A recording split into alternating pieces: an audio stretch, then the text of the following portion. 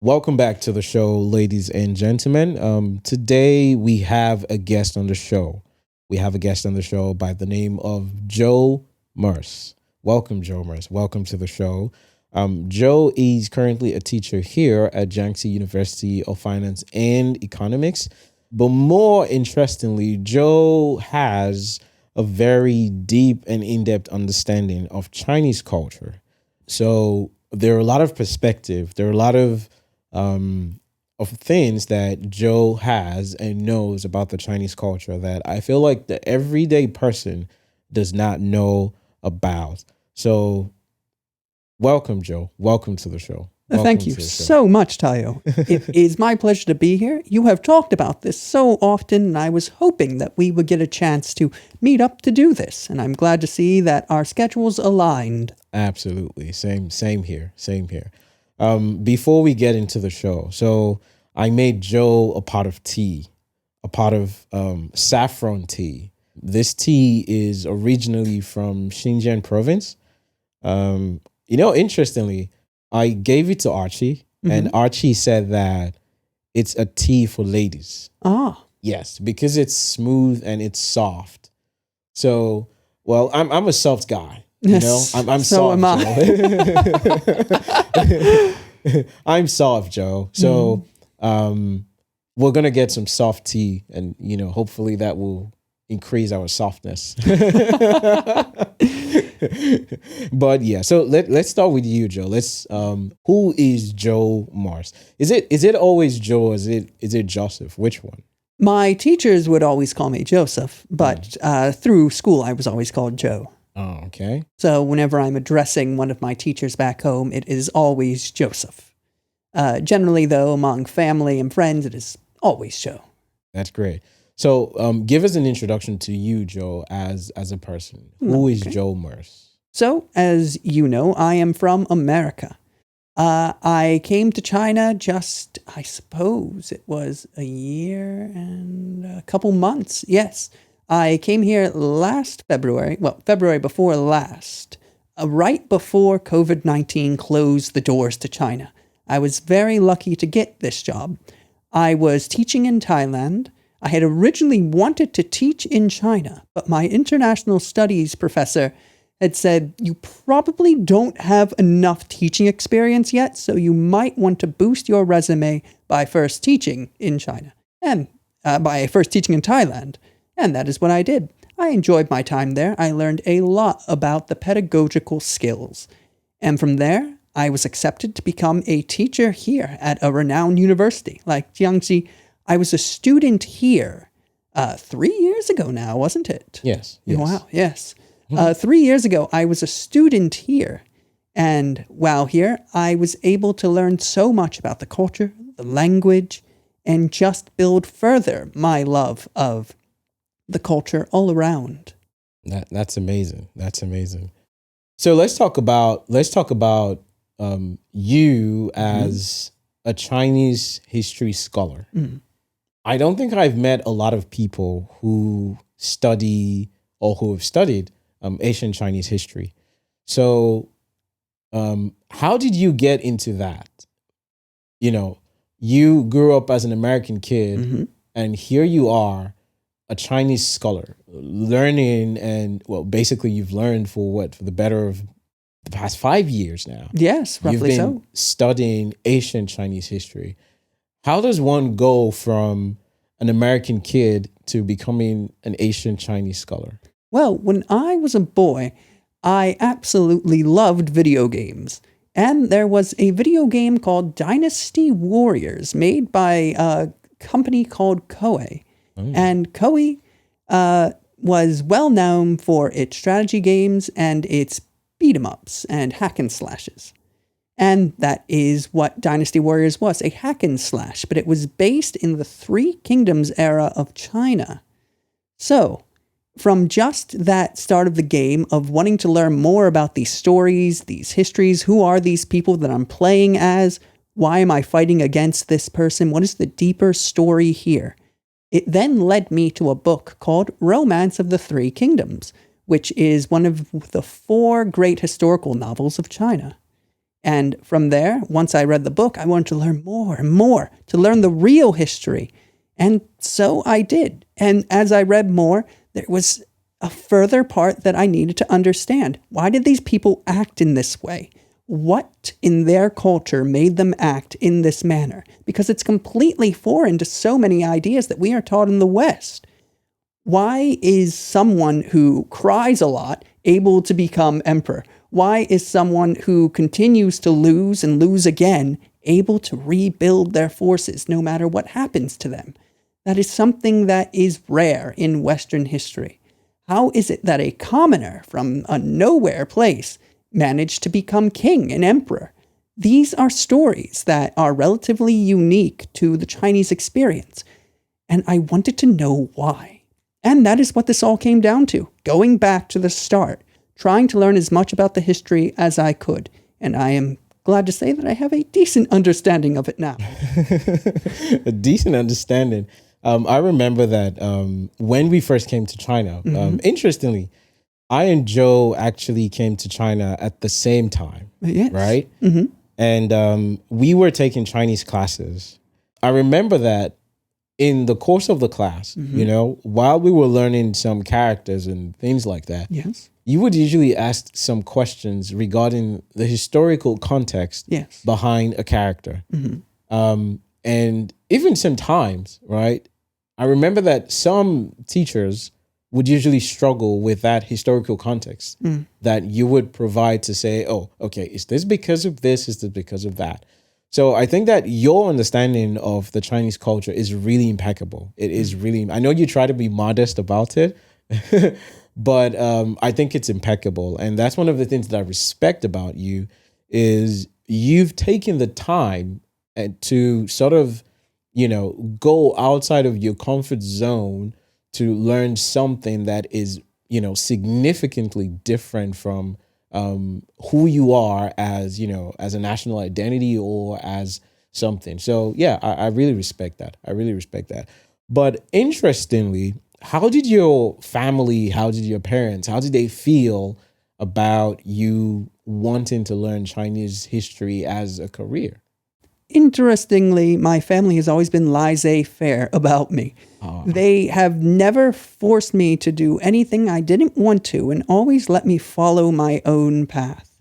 When it came to going to church when I was a boy, I did that of my own volition because my mom had had trouble with the church before, and she wasn't going to force her children into that kind of lifestyle because my grandparents were fairly strict Catholics. Oh, okay. And that did not apparently go well with my mom. Oh. And when it came time to raise us, she let my sister and I follow whatever we pleased. And I went to the nearby church. But once I was around 12 or 13, I had a real crisis of faith because I was seeing so many contradictory elements within the Judeo-Christian belief systems. And I wanted to find something more. And that is when I stumbled upon Taoism. And Taoism is probably part of the reason that I really grew attached to Dynasty Warriors and that whole Chinese idea that was pushed forward by that game. And I was able to learn so much by reading these old books that had been translated way long before. But to get back to your question, they didn't really have a response. At first, when I was younger, my mom was still like, do you still believe that Jesus is the Son of God? Eventually, I had to say, no, I don't. And here's the reason why. Because there's so many similar beliefs in ancient faiths about there being sons of gods. And even in the Bible, sons of gods are mentioned as early as the book of Job, which deals nothing in context with Jesus. Of course, that might be open to interpretation, but that's simply how I always viewed the case. But yes, there was no real pushback. Eventually, my family just let me do what I wanted. However, this does not mean they supported me in any way when it came to schooling. Okay. When it came to college, I had to put myself through it. I had to pay for it out of pocket, get loans, or get grants. I was lucky enough to get grants. Well, firstly, what happened was I entered into the workforce because I didn't do too well in high school, actually. and I didn't get many scholarships. And they basically just put me into a work program. And that is what I did until 2008, when the Great Recession hit. At that time, I was working at a rather well-to-do china shop, selling porcelain and things like that. Oh, okay. I didn't know that. Oh, I guess I never mentioned that. Oh. A place called Royal Dalton. Oh. Where was this place? It was in Lancaster. Oh, yes. I guess I should mention I'm American. Yes, I'm American. I'm from the state of Pennsylvania, the small city of Lancaster, Lancaster County, well known for its tranquil fields and the Amish. For any American viewers, the Amish are a people that are very simple. Yeah. They wear all black, shun electricity, and try to live a peaceful life and commune with nature and God. Very interesting people. I knew a couple of them when I was younger, and that's what my hometown is best known for. But to go back to the question at hand, yes, I basically had to put my own way through college while working a job, because once the job fell through at Royal Dalton with the Great Recession, I was still able to find other small side jobs that I had to do on top of my college learning. And unfortunately, I couldn't afford more than 2 or 3 classes a semester, so it took me much longer than it should have to even get a basic degree. But yes, my family didn't really care much about what path I took, as long as I was making something of myself. Wow. That's an interesting story. I think that in contrast to, in my case, being from the society that I'm from, my parents are Nigerians, and I don't know if you've ever heard about the Nigerian parent thing, or especially the Nigerian mom. To a Nigerian mom, you are never old. You're still always the baby that she gave birth to. So our parents are pretty much very involved in, the choices that you make, the kind of career path that you want, Even I think now it's better, because growing up, there were just a handful of things that you could want to become, and your parents would be proud, So I think going back, telling your parents like, "Oh, mom, dad, I want to be a cinematographer, or I want to be a content creator," they're like, "What is that?" Like, well, what is that? It's either you become a doctor, you become a lawyer, you become a pilot, or I don't remember the last one, but yeah, those were the jobs at that time. But I think things are starting to change now, Oh, good. So parents are more supportive of what the career choices that people are starting to make in that regard. So, but it's interesting that, there's that contrast in how you, took on adulting, and as opposed to how I also experienced adulting. But great one. I'm wondering if part of that might be not just because of our different cultures, but possibly because of our different classes. I was born into a fairly lower middle class family, and I was the first person in my family to actually graduate college. In several generations. And I'm wondering if that might have something to do with it, of just seeing someone reach the level of college, so they didn't care what it was in. Oh, so I guess there was not a lot of significance attached to a college degree.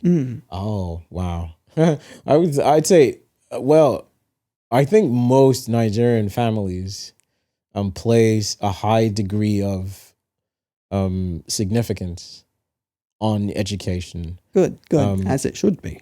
I think that, it's one of the things that parents will fight tears and blood to make sure that, oh, my kid goes to school. I want my kid to go to college.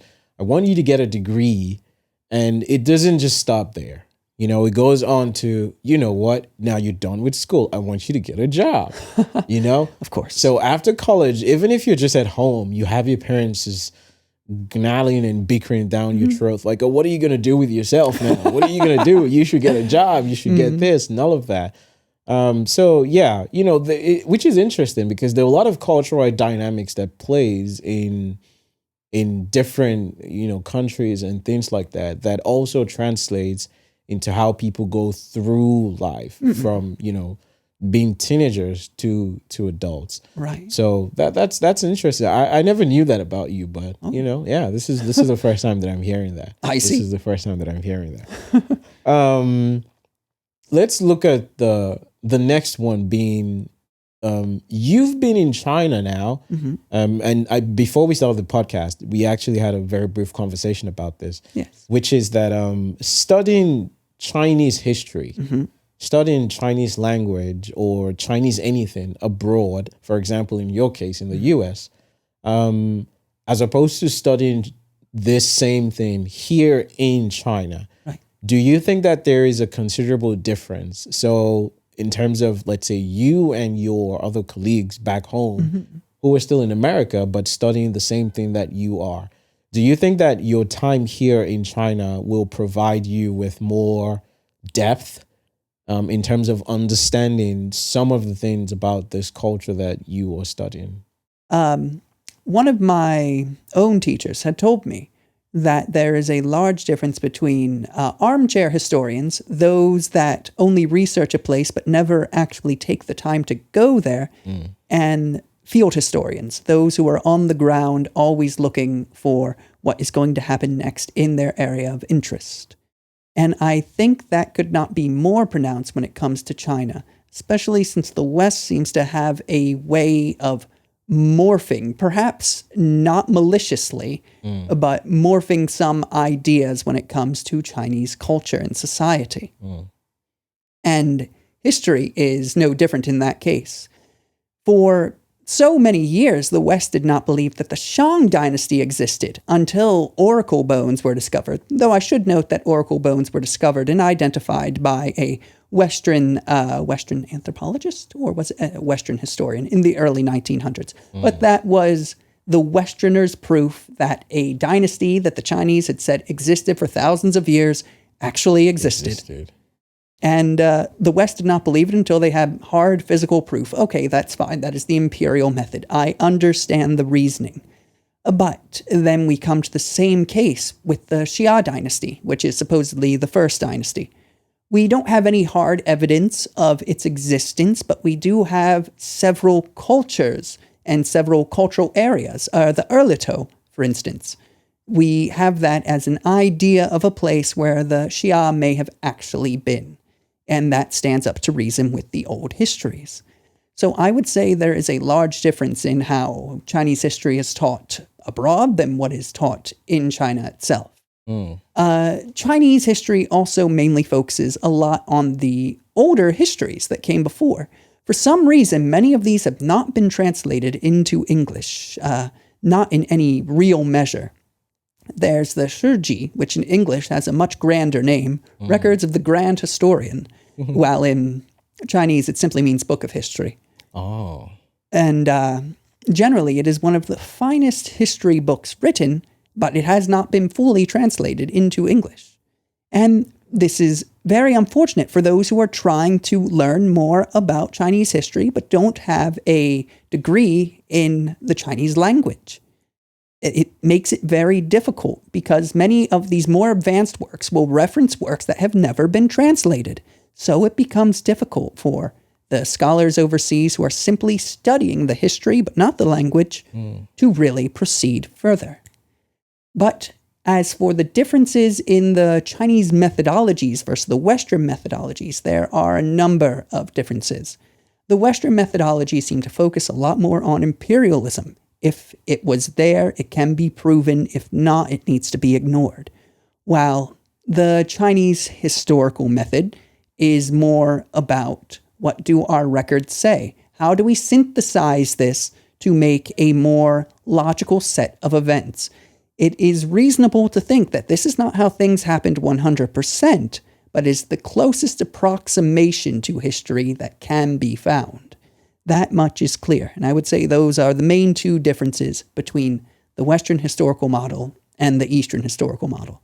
The Western historical model tries to look at it as an unbiased fashion, and I wouldn't say that the Chinese method is biased in any way, but it tries to look at it from both sides equally. while the Chinese method tries to combine them. And that probably has to do with its provenance of the 资治通鉴, which is the comprehensive aid to government written in the 1200s. And that was supposed to be a historian who was very moralistic, who wanted his emperor to become a better person. And that can be read in his works, but that work also has a large amount of historical relevance. It has conversations that have been lost. It has events that are only briefly mentioned in other historical works. The sad part about Chinese history is so much has been lost, whether through civil war or through trying to destroy their own culture with the Cultural Revolution, or dating back thousands of years to the original burning of books and burying of the scholars, and another warlord coming in and destroying the last copies of those books that were on record. There's been so much knowledge lost in China that it's very unfortunate. So yes, that is my answer to that question. Wow, that's a very in-depth approach to that. But yeah, I think as well, if we look at let's flip the coin the other way around. Let's take a look at Chinese students, right? Who, we'll get to this in depth in a much later discussion. But if we flip it around as well, Chinese students or Chinese individuals generally who want to learn English, right? Do you think that learning English in China and learning English abroad, is there going to be that much of a difference? There will be a difference, right? But the question is, how much of a difference exactly does it make going abroad, just for language reasons? That's an interesting question. I mean, that's exactly what I tried to do 3 years ago, and I learned a fair amount. And then when I got back, I tried to take more Chinese classes, and it was taught in a completely different style. It was taught in a way to where you were learning Chinese that was applicable to the classroom and things that would rarely be seen in real life. Yeah. It was all about classroom situations, this and that. But while I was here, we learned some actual useful things, like how to buy things, ways to greet others more basic than ni hao and things like that. Ways that we could actually use the language in real life. Yeah. Now, unfortunately, we are in a place that speaks its own dialect. So sometimes what we learn does not apply itself outside of the university. Yeah. But it does allow us to speak with the other students here. Yeah. Now, is that the same case when it comes to those who go overseas, when it comes to learning English? I do know that I try to make a lot of my English courses focus not so much on vocabulary or basic knowledge, but on ideas. And the idea is what I like my students to take away from each lesson. As long as they are able to take away the core of what a lesson was about, I think that the vocabulary is secondary. If they are able to take away grammar, great, but that's not the main point. So yeah, you were going to finish with a thought that you had. If you still remember, do you still remember? Probably I was going to refer to what I saw of the Chinese students in my own university who were from abroad. Yeah. I was one of their ambassadors. And it seemed their life was so directed. Here, we are given a large amount of freedom to do as we will. I'm actually very shocked. China gets a very bad reputation for being controlling, not letting you do what you want. Exactly. But in America, many of the Chinese students were basically led by the nose to everywhere. They were only allowed to the mall twice a week or something. They couldn't really go out of their own accord. And it was very surprising that they treated these Chinese students who were just, well, not the same age as us, we're kind of old for college students, but the same college student age, they treated them basically like middle schoolers or high school children. And that just seemed almost patronizing. It was surprising to see that this is how my school decided to deal with this. Very unfortunate, especially compared to the experience I had just had While here in China, to where I was allowed free reign to basically do as we willed. Yeah. Wow. I think at the core of it, anyways, is it does help to sort of go abroad and learn a language. But then also, interesting. I had a conversation with someone yesterday. His name's Larry. Larry owns a firm here in China. Oh, He's Chinese American, if that makes sense, you know? And I asked him about how does he feel in terms of the language difference whenever he tries to, carry out his business, or he's trying to communicate with someone, or even in coaching people, to communicate better. yeah. How does he handle that fear factor or that discomfort that, you often get with Chinese students trying to speak English or trying to be Right. better at English? And one of the things Larry said that, I thought was interesting was he said that Chinese people are more critical of Chinese people who speak English. And this is what he meant. So in all the time that he's been in China, Yeah.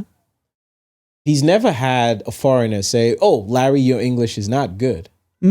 It's mostly coming from Chinese people who major in English, Yeah. And so there's that factor of I have to say this right. I have to say this in a certain way. I have to sound a certain way to be correct. Technically, yes, but contextually, that's not true, right? I mean, what's your opinion of that? What do you think? That is an interesting point. I have basically learned that you cannot lead by a carrot on a stick. You unfortunately need to lead by the whip. That is why 30% of my grade for my students is participation, and that requires them to speak during class, because after all, it is an English-speaking class. And I can't just let them do well on their homework. They also need to have the courage to participate during class. If they're unable to do this, I cannot give them a good grade, because so much of English, well, so much of any language, is proper communication in more than just planned scenarios. Spontaneous speech is necessary for any real growth. But yes, that is a problem, to where some people might be judged for their inability to speak. But I encourage all of my students to speak. And no matter how good someone is, I will always find something to correct. So no one can stand high heads and tails above everyone else. Heads and shoulders, excuse me. Heads and shoulders above everyone else. There's always something to correct. And I don't view this as being critical, but merely trying to improve their ability. One main thing is the genders. And there's a reason for that, because as you know, in Chinese, it's he, ta, she, ta, it, ta. And when they go to speak English, they get those three quite mixed up. And that is why it is very important for them to practice gender pronouns again and again. It's something I still see within some of my students. So yes, I think the critical feedback is important, but not to be snobbish, but merely in the means of improvement. Everyone should always be striving to be better than they are. I definitely agree. And also because we've worked on a number of projects together, and we've seen how the level of English, across the board.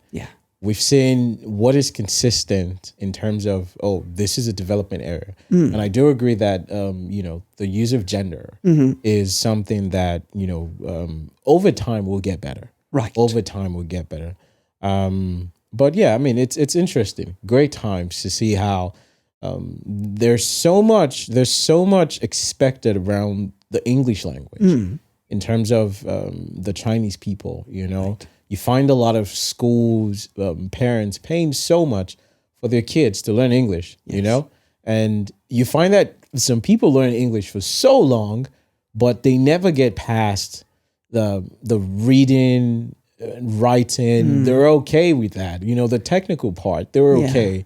But once it comes to speaking and actually using these things, you know, that fear kicks in. It kicks in. Yes. I think part of that comes from the Chinese schooling system. The Chinese schooling system focuses, as we had heard from Ye Laoshi, so much of the Chinese schooling system focuses on reading and writing and considers speaking and listening to be secondary, if not tertiary. And this creates a large disconnect when they are expected to speak and listen once they reach the higher levels of high school, well, I guess secondary school and graduate school. If they are unable to put forth the basic ideas that they have been learning since they were children, what hope would they have moving forward? That is why when I studied Chinese, I always made it a goal of not just looking at the Hanzi. I needed to know how it was used. I needed to know how the word was properly said in what context. And I think it needs to be all four. It can't be two and it can't be two. It needs to be all four. It needs to be comprehensive from very early on till college and so on. And that is something that is lacking in the current school system. There's a focus on one and not the other. At the end of the day, these things will get better. You know, it will get better. So let's bring it back to the Chinese culture.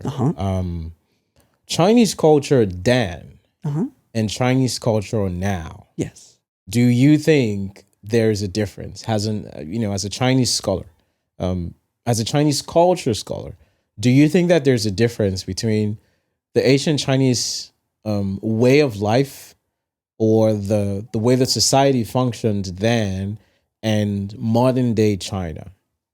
In many ways, yes. In some ways, no. The Chinese people are still very much steeped in tradition, and there's nothing wrong with that. They have been able to keep intact that thread of culture and history that has been cut so many times in the West. And this gives their culture a unique vibrancy that has been lost in many places in the West as globalization, well, I don't want to say globalization, but as, how would I phrase this? Because it's not multiculturalism. That's not the problem. The problem here is that they are ignoring their own histories. Because something bad happened in it, they want to pretend it didn't exist, and therefore they don't own up to it and toss it away. And in so doing, they lose their own culture. Such a thing has never really happened in China. They have always been willing to look at the mistakes of the past and how they can improve in the present. The Chinese people for thousands of years viewed history as a cycle, a virtuous cycle, one of the mandate of heaven. The idea that if the empire is ruled well, it will continue to do well, continue to thrive and prosper. Great people will be born, and so society will improve. But as time goes on, all things must fade, and so must every dynasty. And this itself is not a terrible thing. Yes, it's terrible to live through it, but it is expected. And in no way is it a breaking of society. It is simply the next part of the wheel. And that is how Chinese culture has survived, because it is not a breaking every single time a new dynasty started. It is just the next part of another wheel. The West never had that view. The West tore itself down. The fall of the Roman Empire to the Byzantines, and the Byzantine, the fall of that to the Ottomans, and the Ottoman fall in 1911. All of these have been relegated to history with hardly any lessons learned, as nowadays we are so focused on the ideas of democracy and making things more fair for everyone, while losing the core of what it means to be a culture, what it means to have varied governments. We are beginning to learn that democracy may not exactly be the best and end all of government. And that is something that needs to be acknowledged, I believe. Interesting. I think that, yes, you do touch on a fine point there, which says that in terms of the translation of several Chinese dynasties, it has never been about oh, this stops here. Yes. Right. It's constantly being a wheel. It continues from this point to this point to this point. And, that has helped preserve this culture for what now? Over 5,000 years or 4,000 years?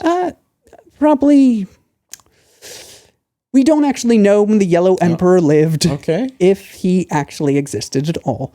The Erlito culture, if it was legitimate, would be around 3100 BCE. So, yeah, around 5,000 years. 5,000 years. So, and it's also just logical to acknowledge that, something that is older, something that is more matured, would definitely be more grounded, than something that is less, that has been available for that, for that same amount of time. And I say this in comparison of Chinese history and the history of the West. Yes. The West has a relatively short history, and that is, like you said, it's always, as soon as one civilization surpasses the next, it disrupts and wipes out the previous one. With Chinese history, there's been that continuity, and they've been able to build this extensive knowledge of things. Even if we go back into the great Chinese inventions, and even to now, there's a lot of that continuity that you still see in modern day China. But what I was actually looking at more was in terms of, let's say, societal values, right? Ancient China, your parents had a lot of say on almost everything that you do. Correct.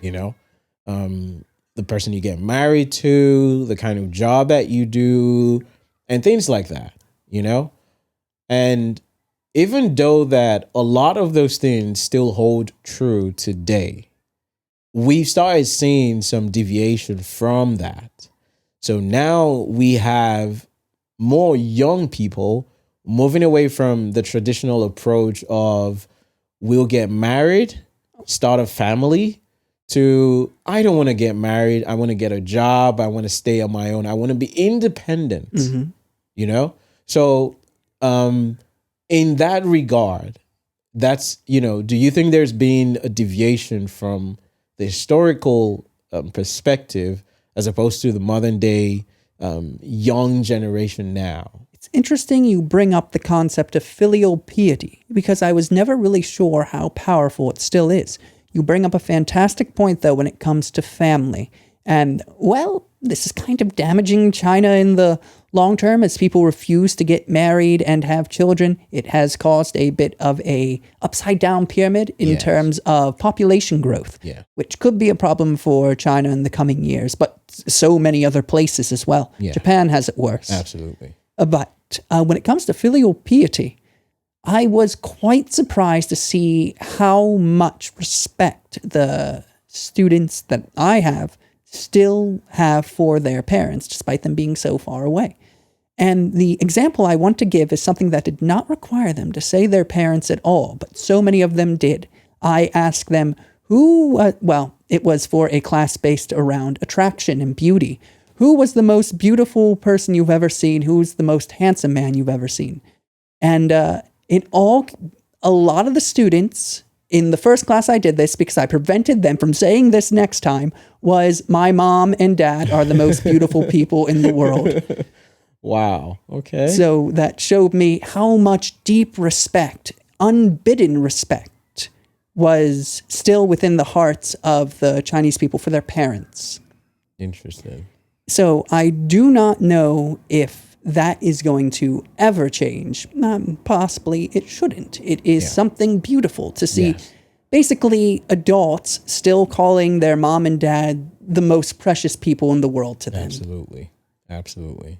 I do agree that, it's one of the most beautiful things about the culture, the respect for not just your parents, the elders, anyone who's much more who's older or has a higher social status. There's that respect for them. You find that even teachers, they hold a high status in the society. Yes. Which is a good thing. Very. But I remember that we spoke about something on culture. Is that a culture does not go away. No. It just tries to evolve so that it sort of attributes itself to the reality of the modern day society. So in that regard, how do you think the Chinese culture, has evolved to accommodate the need of the modern day society? The traditional Chinese belief is extremely versatile. Despite what many people say, it is able to adapt and is able to thrive, and it is doing so now. The current president, President Xi Jinping, has focused more on an idea of traditionalism, pushing back against many of the old ideas which brought about the Cultural Revolution, which caused untold amounts of loss. But he is pushing back against these ideas and trying to bring back an ideal of traditional culture. And I think there is a lot of strength to this. As I'd said, the old ways are very versatile and are able to adapt, but it is a matter of how that adaptation is taken. The reason why this is falling apart in the West is because belief in gods and the supernatural is starting to fade. Yeah. But in the East, it was never based upon that. It was based upon the idea of reciprocity, filial piety, loyalty, benevolence. Benevolence not because some god told you to do it to get good things, but because it makes society better. And because these ideas are universal and timeless, they will be able to stand so on. Absolutely. I do agree with you in that regard. I was saying something to someone the other day in one of the previous episodes that I did.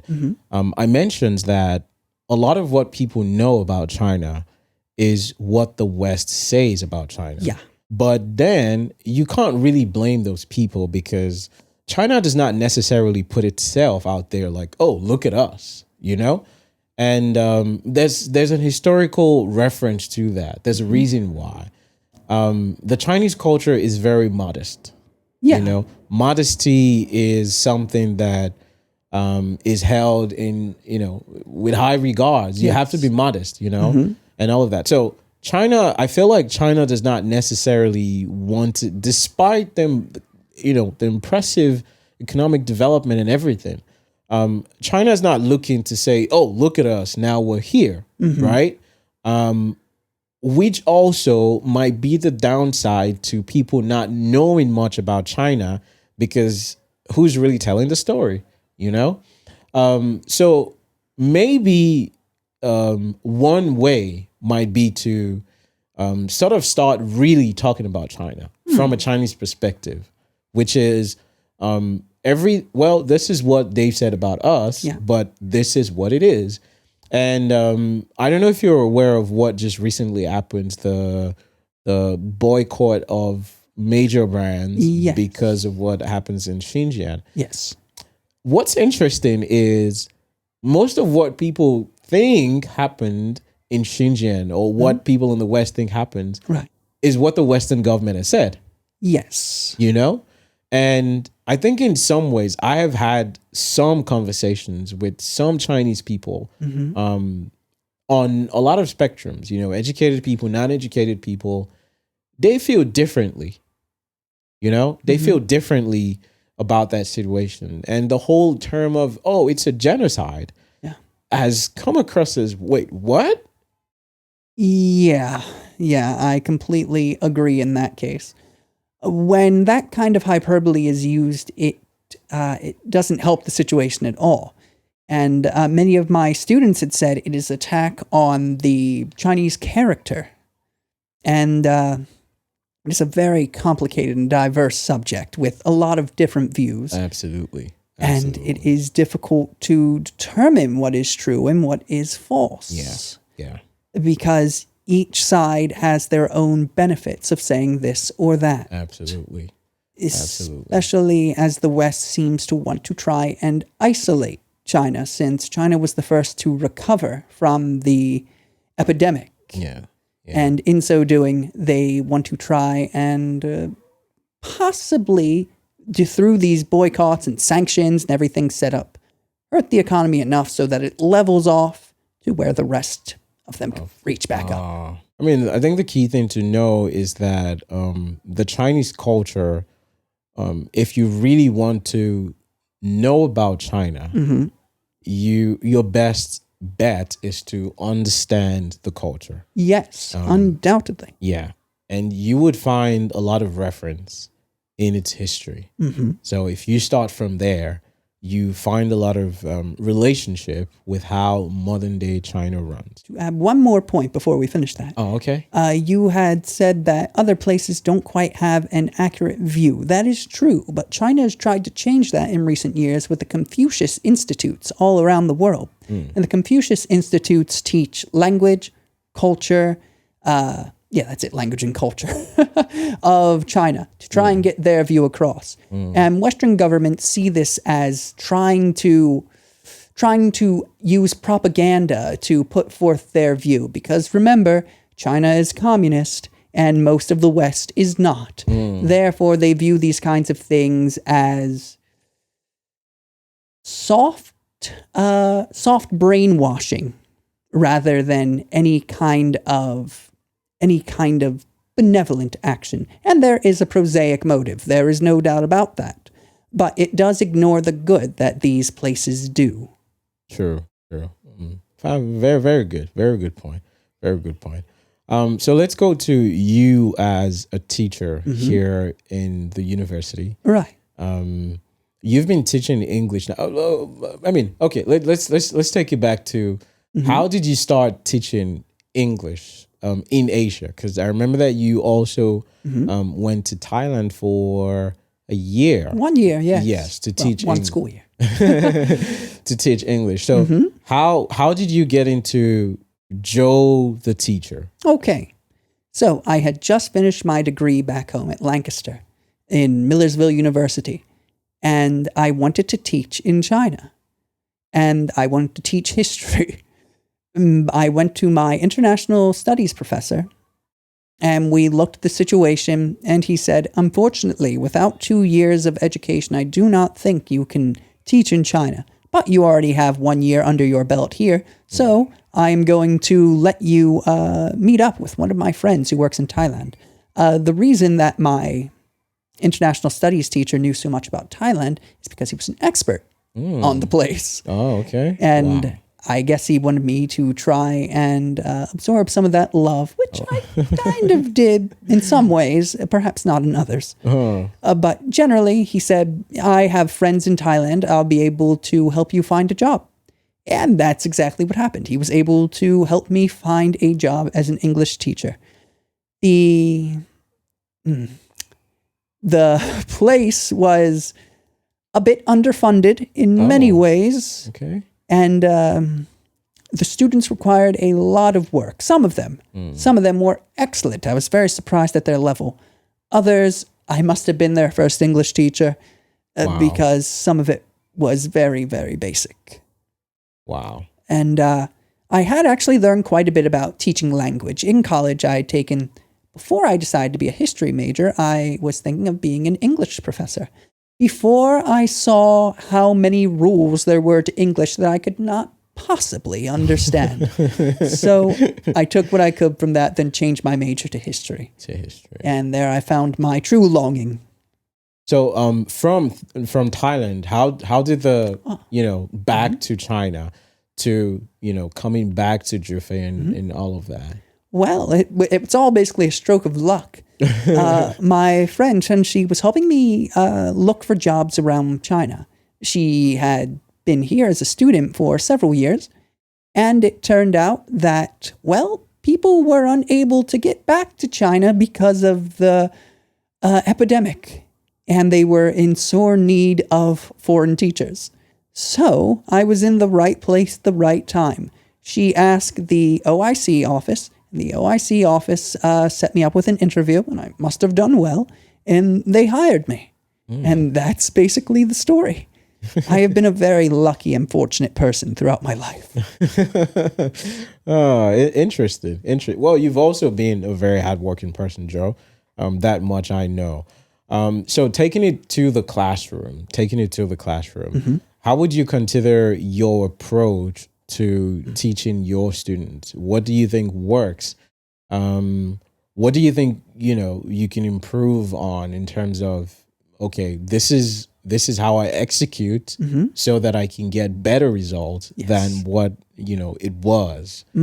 That is a great question. When I started teaching pedagogy, I was completely lost.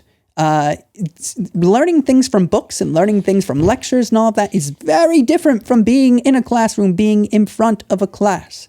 And I had only taught a basic history course in America, so I was completely unprepared to teach English in many ways. But when I got here, I had a better understanding because of my time in Thailand. Here, though, I had to teach online for a semester, and that was a new experience. It was. I think it went relatively well, though. We basically communicated as often as we could. The homework was not too demanding. We mainly focused on a Pidea kind of teaching method. Do you know what that is? No, I'm not familiar with that. Pidea is where a teacher presents an idea, and then that idea goes around the class before it comes back to the teacher to give some closing thoughts. Oh, okay. And this is my preferred method of teaching. When a student stops speaking, I will reiterate what they said, add on to their ideas, and then allow the next person to speak. Overall, that idea worked really well online. And once I got to the classroom, I tried it, and it also worked to a fair extent. Didn't work as well as I had hoped. That's when I realized I needed to change some things. I needed to add more examples. I needed to give greater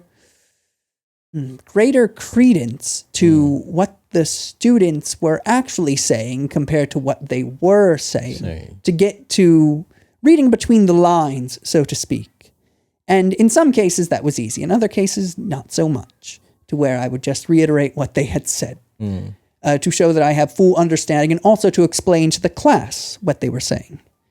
Overall, though, as time has gone on, I think I've been able to streamline my process, so it's a lot less stressful for me and a lot more, well, it's not easier on the students at all, because they need to communicate. That is what this all comes down to. Building the confidence for the students to communicate.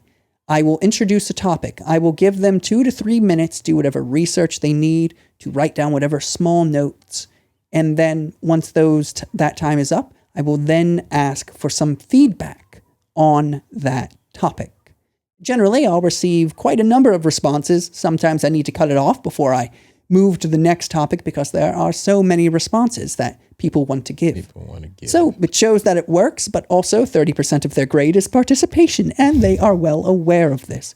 So it also comes down when push comes to shove. A gentle approach does not always work.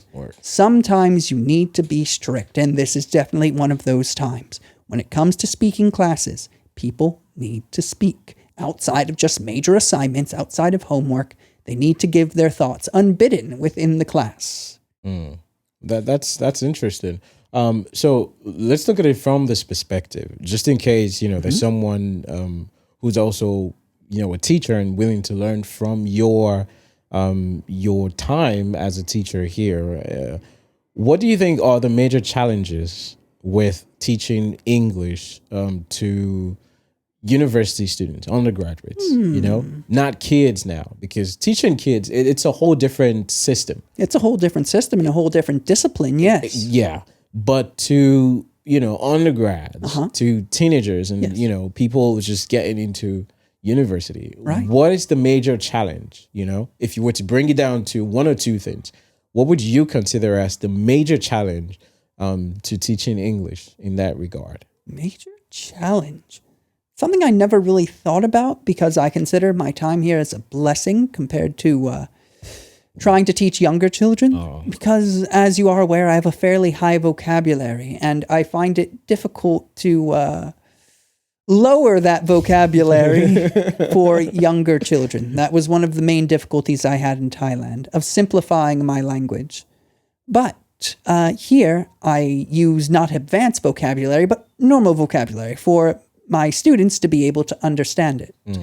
And in so doing, there are very few problems in cohesion or coherence that the students have with me, as far as I'm aware. Okay. But as for actual challenges, probably the demands that are expected of college students. I can't just give them a listen to this, fill in the blank, thanks. No, that doesn't work. That is not acceptable. I need to give them actual assignments, things that ask them about their past, things that ask them about their thoughts, ways that they are able to take situations and change them. That is why I am a large fan of role play, of having the students role play certain events, having them role play ideas and ideals to be able to make these ideas clearer to themselves, and they will be able to show full understanding of said idea. So I think the demands placed upon the students is probably also somewhat a demand placed on me, because these role plays are 4 minutes long, and I have 210 sophomore students. Wow. So I have them in groups of 4 to 6, completely up to them. So I get a lot of video that I need to watch throughout the weeks. So that is a lot of time. True. That is much more difficult than just looking at a basic paper. So I would say that is probably the largest challenge. Yeah, absolutely. Absolutely. So let's go to a juicy one, Joe. Mm-hmm. Social interactions. Social interactions in China. And I mean, we'll look at this from two perspectives, right? Mm-hmm. From a Chinese person to a Chinese person, the social interaction. And maybe this does not cover the full spectrum of the social environment, because, well, our current environment does not necessarily, allow us to see everything. Our environment is college-based. Yes. So let's say social interaction in college. Let's be more direct. Okay. In your experience, right? What is your understanding of social interaction of young Chinese people? I haven't really seen that much of a difference from what I've seen in the West. Okay. Maybe even more caring and touchy feeling, so to speak, than what you might find in the West. Because the West has a whole stigma against that. But here in China, I don't see that stigma. I see boys hugging boys, holding hands, things like that, because that is not considered meaning anything in Chinese culture outside of being good friends. Yeah. So I would say that the relations that I have seen are closer than what I have viewed in the West. Yeah, I definitely do agree. Which is why, if you remember, I said that we in the West sort of tend to have more friends than we need. I think that Chinese relationships have more depth, maybe, than the social interactions that we have in the West. Like you said, you find people hugging each other. They do not necessarily give that sort of attention to just anybody. True. But also considering that, you don't have so many friends. You just have, I have 3 friends and I'm okay with that. But I'm willing to give them my all. Yes. So it's interesting. It's interesting how that approach goes. It's interesting. Now let's look at social interaction with a foreigner. What is your experience so far in that regard? As a foreigner? Yes, as a foreigner. As the Chinese treat me? Kind of like, not you in particular, more like, okay, let's say you in particular, because, you would know, for you, you would know that much more accurately. Your social interaction with Chinese people. Right. How has that been? What has the experience been like? Generally very, very friendly. I want to provide an anecdote. A couple months ago, when I was setting up the midterm for the class, I went to the printing shop right down the way. And after almost contentious way of not getting it for free, because I was told originally by the school that we could get it for free. Turned out not at that particular shop, but oh well, too late. So there was a bit of a back and forth there, and I paid the money, left in a bit of a huff, and I left my wallet there. Oh. And I didn't realize that. And I got most of the way back to my apartment before I realized that, oh no, I left my wallet somewhere. Wow. And I went to all the places that I've been to until I realized, oh no, I must have left it at the print shop. Oh boy. So I went back to the print shop, and the fellow ran up to me and said, oh, you left this here. And I thanked him very much, offered, looked quickly through the wallet, saw nothing was missing, offered to give him 100 yuan. He would not take it whatsoever. And that showed me really the heart of the people, that this man could have robbed me blind. He could have taken my identity, and there would have been no proof that it was him whatsoever, because I had no idea where I left my wallet. But no, he was kind enough, despite our almost contentious feedback earlier, he was kind enough to not touch any of my stuff and was already willing to give it back the moment that he saw me coming. So yeah, the worst experience I've had in China has not actually been from a Chinese person. Oh, okay. It was actually at a bar. I generally don't go to bars, you know this. Yeah. But it was someone's birthday, and all the foreign teachers went out, and I decided to tag along with them. Samantha's birthday? No. Yeah. Yes, it was Samantha's birthday, I believe. Okay. No. No? Because I was at Samantha's birthday. It wasn't Samantha's birthday. Okay. It was at the owner's granddaughter was having her birthday, and I'm not entirely sure why we were going there, but in any event, we were there all the same. And there was this guy who was a bit drunk already, and he was kind of acting a bit, how do I phrase this? Acting a bit...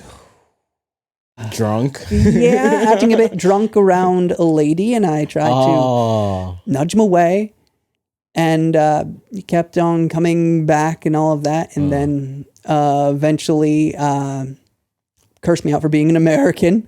Wow. And that was great. That was great. My worst experience in China has not been from any Chinese person. It was from someone who felt that just by my birth, I was talking down to them. Wow. That's something. Oh, that's something. I mean, yeah, some people are just downright nasty. Some people are, because I don't see what, first of all, that was improper. Whatever this Gen 2 person was doing. But at the same time, I don't see why, you as an American is in the conversation in the first place, you know? But it just goes back to what we were saying before, when I was saying that people already have pre-existing ideas about other people. Yes. And they just look for things that sort of confirms that that perception. Confirmation bias. Yes. So as soon as anything goes off, they go, oh, it has to be that thing. You are this and that. Yep.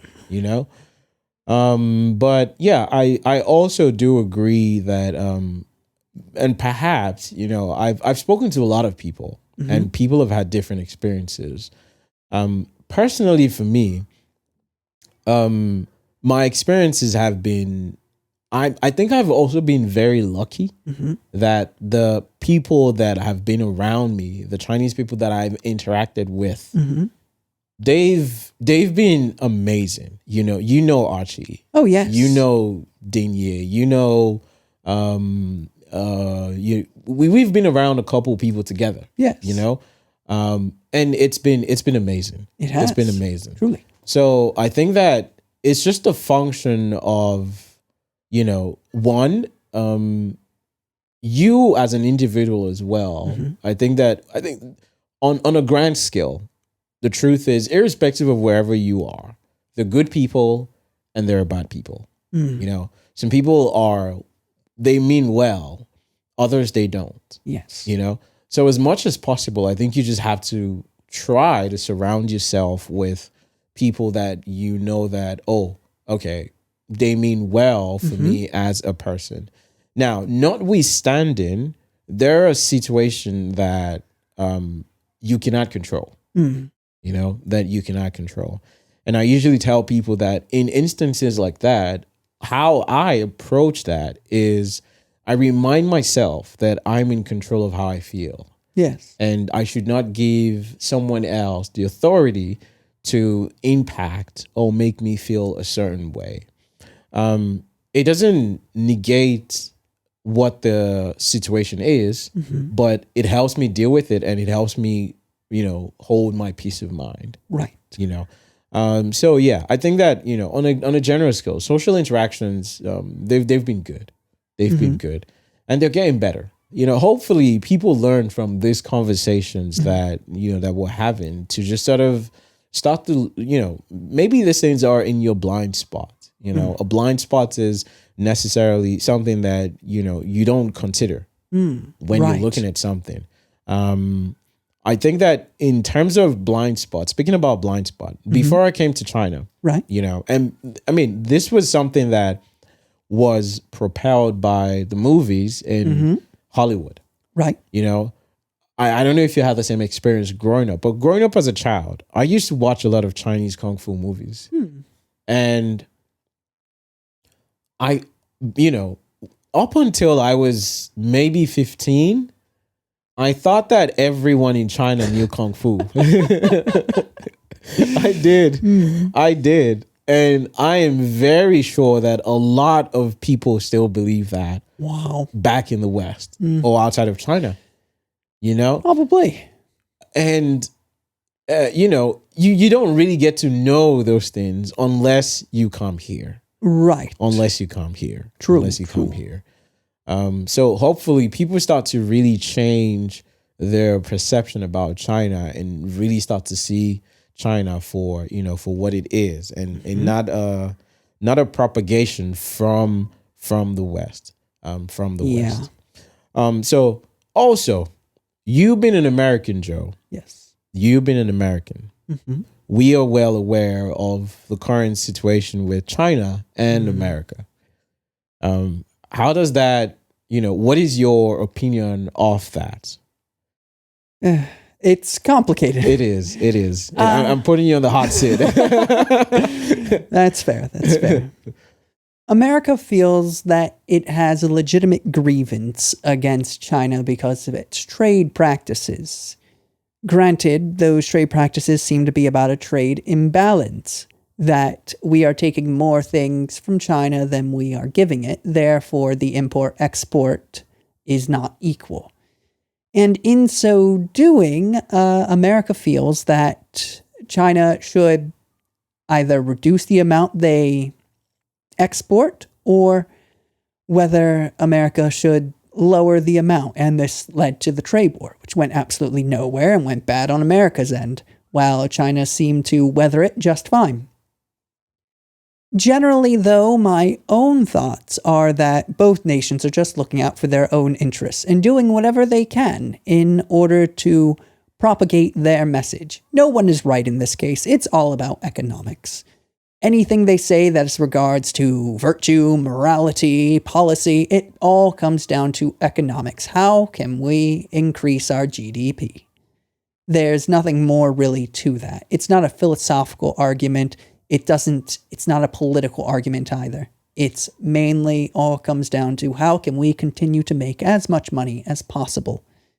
So, since China's main market is America, and America's main import partner is China, it comes to reason that there will be this discussion that needs to be made. Neither side is right or wrong. They will use any kind of means in terms of diplomacy and words to try and get their meaning across, to use propaganda to push their message. But overall, this is an economic issue, nothing else. Absolutely. Absolutely. I do agree with you. At the end of the day, it's just both countries trying to look out for each other, which is okay. Looking out for themselves. For themselves, my bad, for themselves. I wish they were looking out for each other. I wish they were looking out for each other. But yes, they're looking out for themselves. They're looking out for themselves. Also, how does that, the fact that you are in China, interactions with so I do not know how much of a connection you have with people from back home, being in China and things like that. Do you think that there's been a change in how they see you or address you or think about you relative to you being in China or having so much of, Chinese input in you? Do you think that has influenced their interactions with you? When it comes to my college teachers, only in a positive way. Because they continue to see me growing, they continue to see me striving, and they only want me to push myself further. There is one teacher who was always my favorite. She insists that I come back to America to do my master's degree, but there's no way. It's just out of money at that point. And there's no real master's degree programs in America for what I am looking for. My friends, on the other hand, my friends are my brothers. Quite literally, we are sworn brothers. Xiongdi.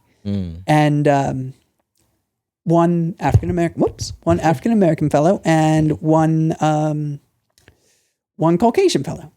And they have been my best friends since I was 12 years old. So they have seen me grow up, change, and become the person I am now. Me being in China hasn't changed anything in terms of our relationship. Oh, that's great. I think interestingly, on the other hand, for me, it's been the other way. Oh. My family knew next to nothing about China before I came here. I remember that even then, my mom used to always say that, "Are you sure you want to go to China? We don't have anybody there. We don't know anyone. Who's going to look out for you? Do you know what, and she had so much worries, and now it's at a point where my family's like, okay, we want to see what's going on in China. Right. My uncle came here from Calgary, Canada in 2019, actually. Just in a case of, okay, if Tyre's still here, it means that this place is, then it's good. Yeah. And he said, you know what? Okay, I want to see. I want to see, and he came here. One of the things that really was fascinating to him was the construction work. Oh, yes. And the infrastructures that China had. Right. Oh, it still blows. I remember that while he was staying at hotel and I was at my apartment. Whenever I went over to, check up on him and everything, he would tell me how he would stare at the trucks that usually wash the road. Yeah. He found it so amazing. And he kept saying, like, there has to be a reason why. Maybe, there has to be a reason why, they keep doing this every single day. To him, it felt like it was more of a technological thing. Maybe preserving the concrete or whatever.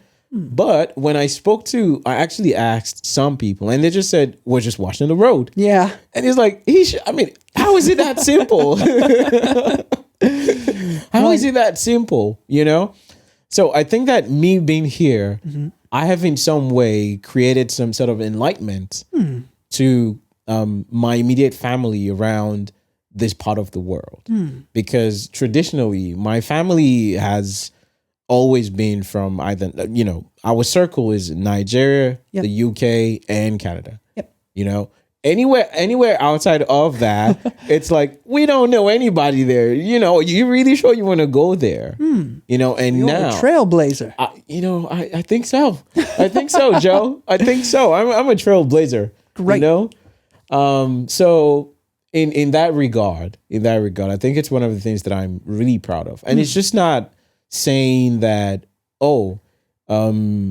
it's grand. No, you know, the realities of China is what I tell them. Yes. And they appreciate that, you know, just like every country, there are things that you can look out for. There are things that you can do for yourself. There are things that you can build. And all that opportunity is right here in China as well. Yes, definitely. Regardless of what thing you wish to look for, what you're striving for, whatever you are trying to do in life, there is a place for it here in China. Absolutely. It is developing at a rapid pace with endless construction. Absolutely. Endless construction, infrastructure that continues to be built up and up, while at the same time not destroying the environment. Yes. It can't quite be seen, but right outside our window, there are trees among trees within the area that we are in. And even as you go into the city, it's just one road. Next to that road are endless amounts of forest. Yes. So though we are in the middle of a city, the greenery of life has never been diminished. Yes. And that is something that China realized that it needed to change in, I believe, the late 80s, when they started to realize they were making concrete jungles and death traps. And that is when they really started to rethink their approach. When many of these trees were planted was in the late 80s, because they had realized that things needed to change. Otherwise, they were slowly suffocating themselves. Absolutely. So China, you know, economically, it's good to see where they're at now. Even paying attention to the environment is also something that it's priority for not just the government, on every level. Even if you go to a friend's house, you are more likely to find a plant. Yes, you know, just green, encouraging all of that. So it's great to see that. It's great to see that. So let's talk about you will be in China for. It's safe to estimate that you'd still be here for the next 2 years. Yes, because I do plan to get my master's degree. Oh, okay. So future plans, Joe. Yes. What are you working on? What are your plans for the foreseeable future in China? Currently, I am working on a historical project. It's very complicated. I'm not going to really go into it, but it deals mainly with Confucius and what influenced him. I did a report on this in college, and I'm continuing to make it more congruent, more cohesive, and build upon that basic research that I did back then with all of the new knowledge I'm able to attain now. Granted, I still need to improve my Chinese a significant amount to be able to read these works in their base language, but there are still some works in English that I am also reading on Chinese history. And while moving forward, I would like to focus more on this project. And once I have my master's degree, though, I plan to go back to America to get my doctorate in ancient Chinese history. While here, I can get my master's in Chinese history, but I know there are a lot of good programs in the States. Well, not a lot. There's about 4 good programs in the States for ancient Chinese history, and that is my main focus. Because I feel that the base of the culture can still be found in today's culture, and how that influences the world today, and how these basic ideas can still be seen within the people in our modern times. In any event, once I have my doctorate degree, I'm hoping to be a bridge between the East and the West, someone who has had Eastern methodologies taught to them, as well as someone who has had Western methodologies taught to them. Historiography between the East and West are very different, as I mentioned earlier.